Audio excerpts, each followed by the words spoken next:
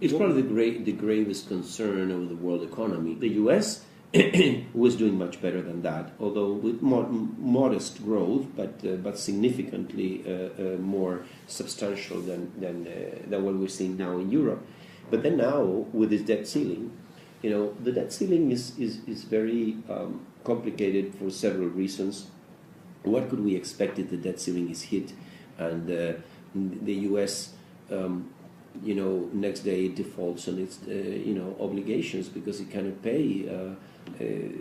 That will imply that you will probably have a very big decline in the value of the dollar, a very sharp rise in interest rates, and you'll have a major effect on credit markets. Maybe I wouldn't say credit squeeze, but going in that direction. Mm-hmm. So that is a concern for us, certainly because it could really kill the recovery in the U.S.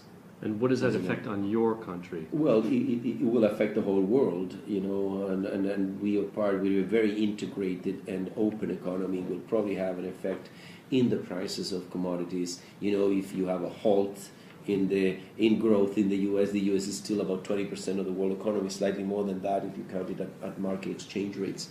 So it will have an effect in the global economy, and it will have an effect on commodity prices, and we are a commodity exporter, and I think it will be very bad news for the world as a whole. So I think why the markets are not, panicking right now, probably because everybody believes that at the very end they will reach an agreement, but we are 8 days from the deadline. It's a very dire situation.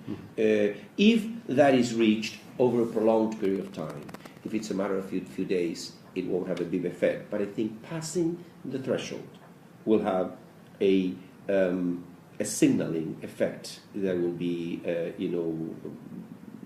I will feel it's bad to pass that threshold, because it won't be the first time that the U.S. shuts down partially, but I think that it shouldn't be, this economy shouldn't be at the brink, every so often. And I think it affects the credibility on the largest economy of the world, on the most developed financial market, and I would just make a reflection on the importance of the interconnection between politics and economics. That politics affects the economy.